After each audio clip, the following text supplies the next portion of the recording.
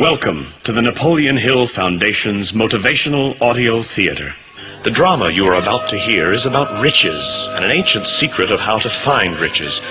For our tale is very old indeed, and yet its lessons are as new as today. In your imagination, come with me to ancient Babylon, the setting for our tale, as we meet the richest man in Babylon, and as he tells us his secret. This man of Babylon has the name of Akrad. He is very rich. The fame of Akrad is known far and wide, for he is a generous man in all his ways.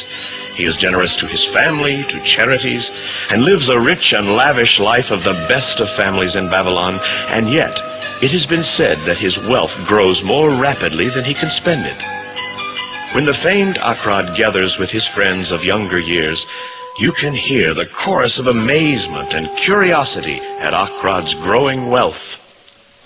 You, our friend Akrad, are more fortunate than we. You have become the richest man in Babylon while we all struggle for existence.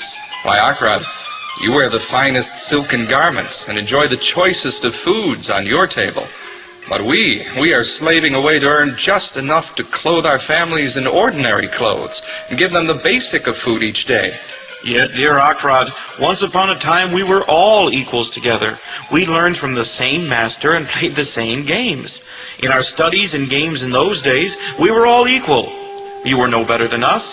And as citizens of this city, all of us have been equally honorable. And, dear Akrad, all of us have worked these long years equally as hard. Then why, Akrad, is it that fickle fate has shone with overflowing blessings upon you and given you all the good things of life, while she ignores us, who are just as deserving? Speak and tell us. I will certainly tell you, my dear friends.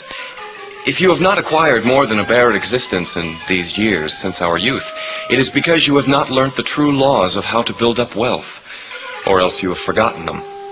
And fickle fate is a vicious goddess who brings no permanent good to anyone. She showers unearned gold, but ruin too. She makes wanton spenders of those who soon dissipate all they receive. They are left with ravenous appetites that they cannot satisfy. Then there are others who are not spenders, but are misers. They are the ones who hoard and fear to spend, knowing they cannot replace their wealth. They also fear others will rob them of their hoard, and so live lives of emptiness and secret misery. There are those, of course, who can take unearned gold and add to it, and live a life of a contented citizen, but these men are few and far between. Think, my friends, of the men you know who have inherited sudden wealth, and how few there are who can truly make it grow to give them all they need and more. Dear Akrad, there is great truth in what you say. We spend our riches and we fail. We hoard our riches and fear to live. But how, friend Akrad, did you not fall prey to these? How did you become the richest man in Babylon? Let me tell you the secret of my wealth. It all began when I was a youth and knew you all. I looked around me and saw all the good things that brought happiness and contentment. And I also realized that having wealth increased the possibility of all these. I realized that wealth is power. With wealth, many things are possible. I realized in those young years that one may decorate a home with the richest of furnishings. One may sail the distant seas. One may feast on the delicacies of distant lands. One may buy the ornaments of the gold worker and the jeweler. One may even build mighty temples for the gods. One may do all these things and more to delight the senses and bring life to the soul. And in my young realization, I made a decision that I would claim my share of the good things of life. I decided I would not stand by in the envy of the success of others. I would not be content with the cheapest things. I would not be content with being poor or just getting by. I made that decision as a young man. I would make myself a guest at the banquet of the good things of life. But, friend Akrad, these wishful promises of youth were fine. But all of us were the sons of humble merchants. You too. You had no hope of an inheritance in such a large family. You were among the lowest families, and you had no special schooling or wisdom or special powers. Exactly, friends. It was because I had no special benefits that I realized if I was to achieve what I desired, time and study would be required. Time and study. Time, dear friends. All men have this in abundance. Each of you have let slip by sufficient time to have made yourselves wealthy, yet you admit that you have nothing to show, except your good families, as wonderful as they are. As for study, don't you remember our wise old teacher telling us that learning was of two kinds? The one kind being the things we learn and know, and the other kind is the knowledge and skill to find out what we do not know. So, my friends, I set out to find how I might accumulate wealth. And once I did, to make that my task and to do it well. For my friends, don't we have to enjoy the fruits of our labors while we dwell in the sunshine of life? Soon enough we will depart for the world of the spirits, where we must leave it all behind. But tell us the secret of how you did it, of how you learned what you did to find generous wealth. Well, as you know, when I was a young man, I found employment as a scribe in the Hall of Records. For long hours I labored day after day, month after month, writing and transcribing for customers on clay tablets. But the longer and harder I worked as a scribe, I had nothing to show, no profit from all the toil and days of work. My earnings just seemed to disappear with food and clothing and penance to the gods and all the other things that absorbed my earnings. Yet my determination did not leave me. Go on, Akrad. Well, one day Algamish, the moneylender, came to my workplace and ordered a copy of the Ninth Law. I remember still his long white beard. Young Akrad, these tablets, I must have them in 2 days. And if you complete the work by then, I will give you 2 more coppers for your work. So I began the long work. I labored all the night and day, but when Algamish came back for his tablets, I had not finished them. I could tell he was angry. If I had been one of his slaves, he would have beaten me. But I summoned up all the courage I could, and I spoke out to him. Algamish, you are a very rich man. Tell me how I may become rich too. Do this, and I promise by dawn tomorrow that all my writing on this clay will be finished for you. Well, you are a forward businessman, Akrad, and I like your boldness. Well, it's a bargain then. Finish my work by sunup tomorrow, and I'll tell you my secret of success. All through the night I worked at those tablets until the smoke of the candle wick made my head ache and until my eyes could hardly see. But when he returned at sunup, I had completed the job. Now, tell me what you promised me, good Algamish. You have done well indeed, Akrad. Indeed I will. And you know, let me sit here. I'm becoming an old man, and the old tongue loves to wag. And listen carefully, for the wisdom of age and experience is like the fixed stars that shine upon them to steer their course. Listen closely, young Akrad the scribe, or you will think that your night's work has all been in vain. My lesson for wealth is this. I found the road to wealth when I decided that a part of all I earned was mine to keep, and so with you. Is that all? That was sufficient to change the heart of a sheep herder into the heart of a moneylender that you see sitting here. But all I earn is mine to keep, isn't it? Oh, far from it, my friend. Did you not pay the garment maker? Do you not pay the sandal maker? Do you not pay for the things that you eat? Can you live here in Babylon without spending? Tell me, Akrad, what have you left from your earnings of last month? What have you still in hand from last year? Fool. You pay to everyone except yourself. You end up only working for others. Tell me, young Akrad, if you kept 1/10 of all you earned, how much would you have in 10 years? Well, as much as I earn in the whole of 1 year, I imagine. Every gold piece that you save is a kind of slave to work for you. Every copper it earns is its child that can also earn for you.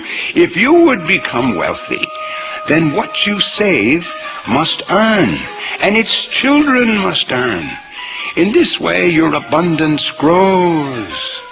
You think I'm cheating you for your long night's work, but I'm giving you 1,000 times over the worth of your work if you grasp the truth I tell you. So listen again. A part of all you earn is yours to keep. It should not be less than 1/10, no matter how little you earn. It can be as much as you can afford. Pay yourself first. Don't buy from the clothes maker and the sandal maker more than you can pay out of the rest, and still have enough for food and charity and penance to the gods. For you see, my young business friend, wealth, like a tree, grows from a tiny seed. The first copper you save is the seed from which your tree of wealth shall grow. The sooner you plant the seed, the sooner the tree will grow. And the care with which you water that tree with consistent savings, the sooner you may rest in contentment beneath its shade. And then he picked up his tablet and was gone. So I decided to try this wisdom for myself. From every piece of copper I earned, I hid one away. And the strange thing was, I was no shorter of funds than before. I noticed little difference as I managed to get along without it. Sometimes, though, as I saw my hoard grow, I was tempted to spend it as I walked through the marketplace, but I wisely stopped myself. It was about 12 months later that Algamish returned to my workshop. Well, it is good to see you, Akrad. And how, may I ask, is your savings plan going? Have you paid to yourself from your earnings not less than 1/10 of all you have earned for the past year? Yes, Master, I'm proud to say I have. That's very good. And what have you done with it? Well, I have given it to Asmur, the bricklayer, who told me he was voyaging to Tyre, across the oceans, and he would buy from me there the rarest jewels of the Phoenicians. When he comes back, we shall sell the jewels for the highest price and divide the earnings. Oh, that's so foolish. Why would you trust the knowledge of a brickmaker about jewels? Would you go to a baker to consult him about the stars? No, if you're not a fool, you go to the astrologer if you had the power to think. You are so foolish. Your savings are gone. My dear Akrad, you have plucked your wealth right up by the roots. Well, every fool must learn, so go ahead, plant another, try again. And next time, if you're going to invest in jewels, consult a jewel merchant. If you want to know about the worth of sheep, go to the herdsman. Advice is free, but mind that the advice is worth having. And it was just as the wise and wealthy Algamish had said.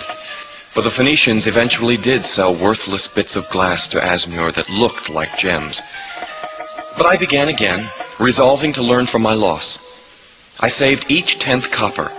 It had become easier, for now it had become a habit to take part of all I earned for myself to keep. It was no longer difficult.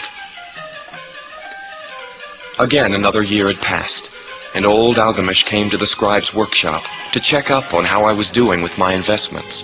So, my son, what progress have you made since last I saw you?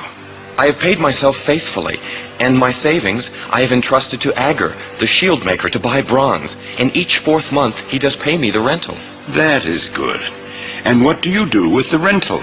Well, I had a great feast with honey and the finest wines and spice cake, and soon I'll buy myself a young horse to ride. You certainly eat the children of your savings. Then how do you expect them to work for you? And how can they have further children that will work for you?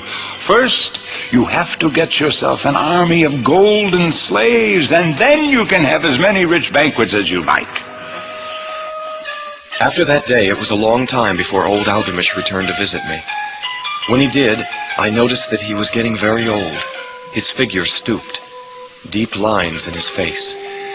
Well, Akrad, have you achieved the wealth you've dreamed of? Well, Algamish, not everything I've wanted, but some I have, and it earns more, and its earnings earn more. And do you still take the advice of the brickmakers? About brickmaking, they give good advice. Good, good. Akrad, you have learned your lessons well. You first learned to live upon less than you can earn. Next, you learn to seek advice from those who are competent to give it. And lastly, you have learned to make gold work for you. You have learned how to acquire money, how to keep it, and how to use it.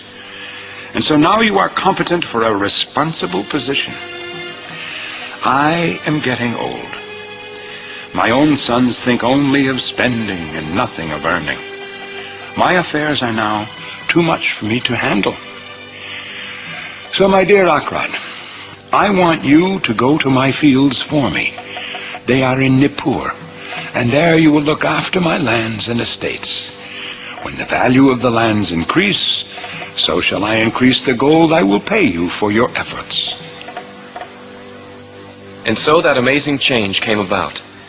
I went to Nippur and took charge of Algamish's large and rich lands. I was full of ambition and had mastered the 3 laws of successfully handling wealth. In this way, I was able to increase greatly the value of the lands and properties. And when old Algamish died, I continued to follow his principles and so greatly increased my own holdings. And that, my dear friends, is how my wealth has grown. How lucky you were that old Algamish made you the manager of his lands. Lucky, my friend, that I already had the desire in my heart, even before I met him. For 4 years I labored with a definite purpose of keeping 1/10 of all that I owned. Now, you wouldn't call lucky the wise fisherman who went about studying the habits of fish so he could net the largest catch, would you? Opportunity will fly past those who are unprepared. Oh, Akrad, you must have had strong willpower to keep going after you lost your first year's savings. Most people would have just given up. Willpower? What nonsense! Do you think that willpower gives a man the strength to lift a burden the camel cannot carry? No, willpower is simply the unwavering purpose to carry a task you set for yourself right through to its fulfillment. If I set a task for myself, however small and trifling, I shall see it through. In what other way will I find the confidence to do more important things? When you set out to do a task, follow it through. Say for 100 days I walk across a bridge into the city, and I decide I will cast a pebble into the stream each time I cross. And so I would do it. I wouldn't put it off and say, tomorrow I'll throw a pebble into the stream. Nor even on the 20th day would I make the excuse and say to myself, Akrad, this is useless. What does it profit you to throw a pebble into the stream each and every day? Throw a handful and be done with it. No, I would not say that. Neither would I do it. When I set a task for myself, I complete it. Akrad, what you say is true, and it is reasonable and simple. But if everyone followed these principles, then there wouldn't be enough wealth to go around. Ah, but my friend, wealth only grows where people exert energy. If a rich man builds himself a beautiful palace, is the gold that he has spent on it gone? No, the brickmaker has part of it, and the artist has part of it, and everyone who labors on building the house has part of it. Yet when the palace is complete, is it not worth all the cost? And isn't the ground on which it stands worth more than it had been before because the palace is there? And aren't the adjoining lands worth more because they surround the palace? No, wealth grows in many ways. No person can tell the limit of it. Haven't the Phoenicians built great cities on barren, empty coasts with the wealth that has come from their ships that trade the oceans? So, our friend Akrad, what is your advice to us so that we may become rich like you? We are getting older and have nothing put by. I repeat to you the wisdom of old Algamish. Take it to heart and say to yourself, a part of what I earn is mine to keep. Say that to yourselves when you rise in the morning. Say it at noon. Say it at night. Say it each hour of the day. Say it to yourselves until the words are forged upon your mind. A part of all I earn is mine to keep. Keep this rule in your mind. Fill yourselves with this thought. Then take whatever portions seem wise, but let it not be less than 1/10, and lay it by. Arrange your other expenditures so that this happens, but put aside that portion first. Soon you will realize what a rich feeling it is to own a treasure upon which you alone have a claim.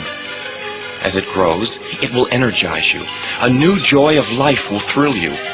Greater efforts will come to you to earn more. Then learn to make your treasure work for you. Make it your slave. Make its fruit, its children, and its children's children work for you. Ensure an income for your future. Be aware that you will grow old. So invest your treasure so that it will not be lost. Counsel with wise men. Seek the advice of men whose daily work is handling money. Let them prevent you from falling into the same errors I did in giving my money to the brickmaker Azure to invest. A small return and a safe one is far more desirable than risk. Enjoy life. Don't overstrain or try to save too much. If 1/10 of all you earn is as much as you can comfortably keep, be content to keep this portion. Live according to your income, but don't get mean and afraid to spend. Life is good, and life is rich with things worthwhile and things to enjoy. And so, dear listener, you have heard the story of the richest man in Babylon, Acrod. That day in ancient Babylon, his friends thanked him for his advice and went their way. Some of them were silent because they had no imagination and could not understand. Some were sarcastic and cynical because they thought that someone as rich as Acrod should share his riches with old friends that were not so fortunate. But some of Acrod's friends had in their eyes a new light. In Acrod's story, they realized that the old man Algamish had come back each time to Acrod's workplace because he was watching a man working his way out of darkness into a new light. With the passing of time, Acrod saw the light a little more fully, and when he had found the light, a place awaited him. No one could fill that place until he had, for himself, worked out his own understanding, until he was ready for opportunity. And so the wise listeners to Acrod, who put these principles into practice, would return in the following years to visit him, and he received them gladly. He counseled them, and gave them freely of his wisdom. He gave them wise advice. He helped them to invest their savings so that they would bring in a good interest with safety and would neither be lost nor entangled in investments that paid no dividends. The turning point in the lives of these few men came upon the day when they realized the truth that had come from Algamish to Acrod, and from Acrod to them, and now, dear listener, to you, and is still so true today, that a part of all I earn is mine to keep.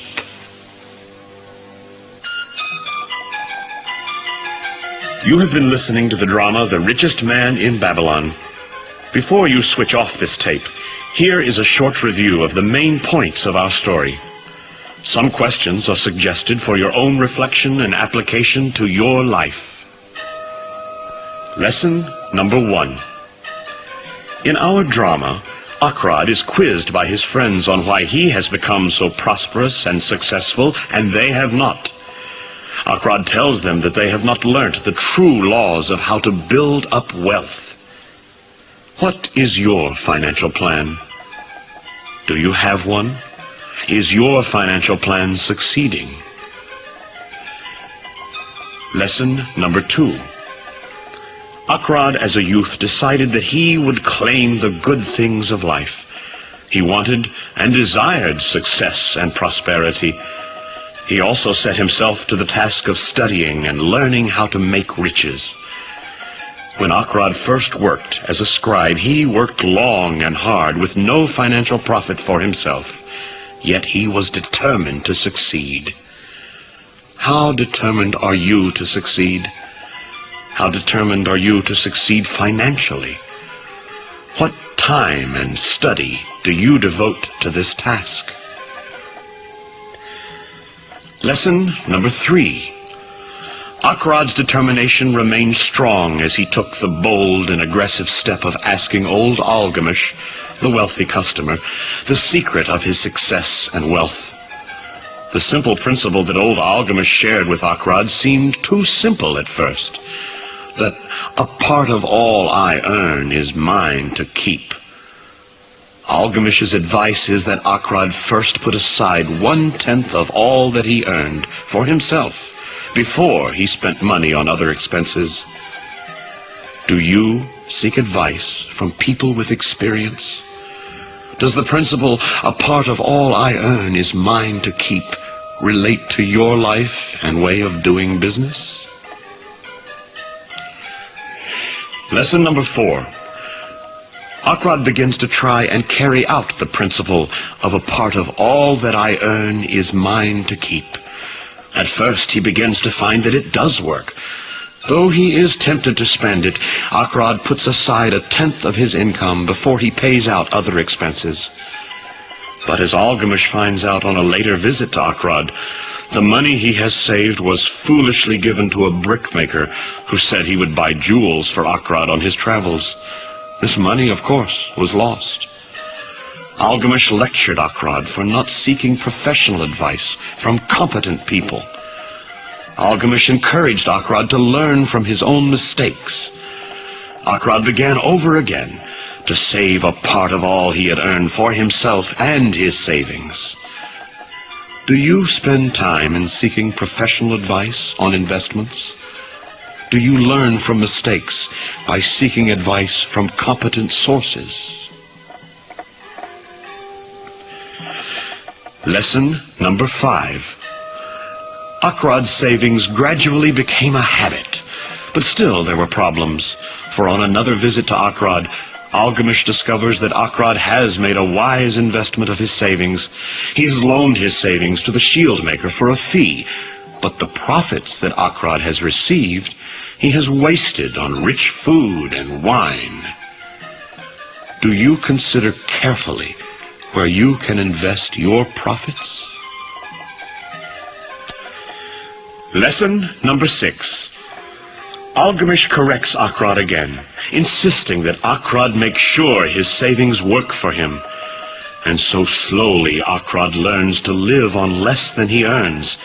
He slowly learns how to acquire money, how to keep it, and how to use it. Old Algamish is pleased with the growing success and discipline of Akrad, and leaves his lands and properties to him. Do you review the successes and failures of your business history so as to plan future investments in profitable ways? Lesson number 7. The advice of Algamish to Akrad throughout our drama was learn to make your treasure work for you. Make it your slave. Make its fruit, its children, and its children work for you. How do you make your money work for you? Does your money really work and multiply for you? Lesson number 8. The essential secret of the success of Akrad is a secret that he learned slowly through much trial and error. It is the principle of keeping 1/10 of all he earned for himself and using this in wise investments. Strong willpower and discipline brought Akrad wealth and success as he learned the secret of the richest man in Babylon, that a part of all I earn is mine to keep. Thank you for listening. This has been a production of the Napoleon Hill Foundation's Motivational Audio Theater, created to motivate you to your possibilities and success.